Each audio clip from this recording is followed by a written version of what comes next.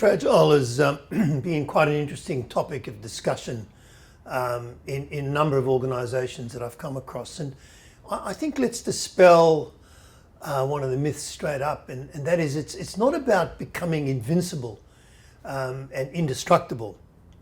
Instead, it's really about being able to learn from the disruption in the environment and innovating, developing new ways of designing your organisation, your processes, your management, to enable you to really operate well despite the disruption and continue to prosper and thrive.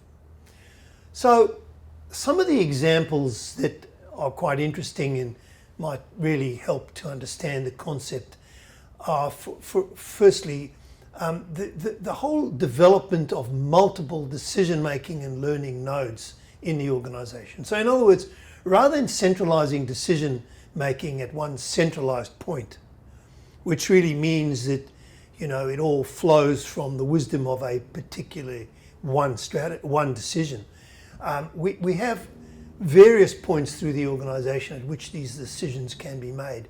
And this has got a number of advantages. One of them is that you then have a diversity of opinion. And so, you know, that obviously improves the overall level of kind of thinking and the ultimate decision that is made. But the other factor is that by having multiple decision-making or learning and decision-making nodes, you can kind of learn which ones work best and which ones don't. And so then develop and adopt best practice through the organisation via the sort of combining of all these different perspectives on the decisions that need to be made.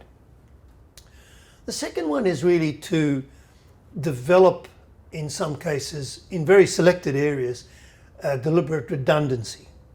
So redundancy really, again, flies against most of the conventional wisdom, which is about, you know, eliminating waste and streamlining the organisation. In fact, you know, when you look at really critical areas in your organisation, as an example, I might just use the braking system on your motor car. You have dual braking systems in your car, in most modern cars. And what we know is that for 99.9% of the time, it's only the major system that is really operating.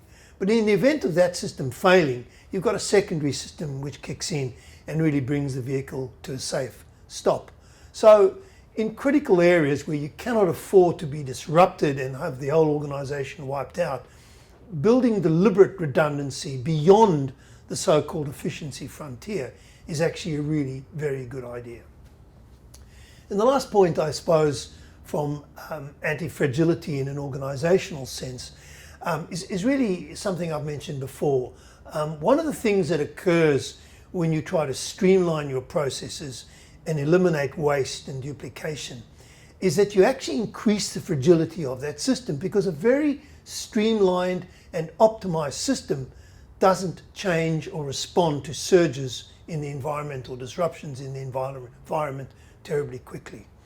I like to use the analogy of the fire service and ask people, what do you think would happen if the fire service were to eliminate any redundancy in the number of appliances or fire engines that they use? So you might find in a situation where you have a fire and you dial 000 and you ask for the fire service and you give your address. You say, listen, my house is burning, can you get here quickly?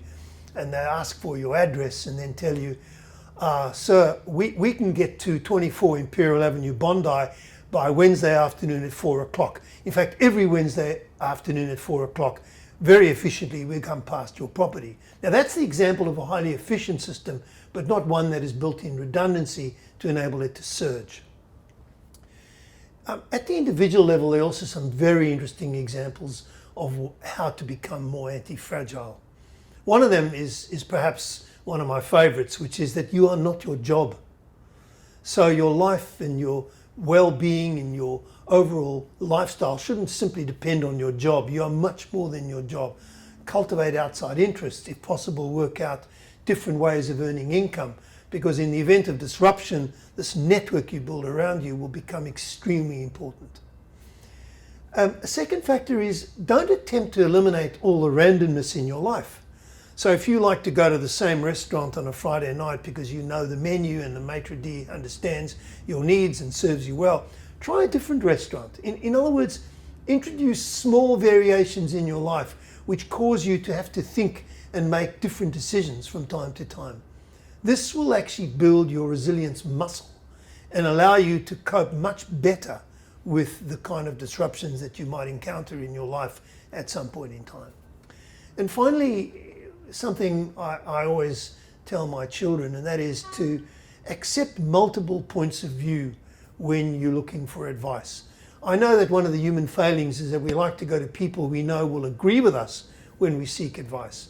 But in fact, some of the best advice you will get is from people who generally disagree with you, because they will cause you to rethink and think very carefully about your original view and hopefully improve the overall decision that you make.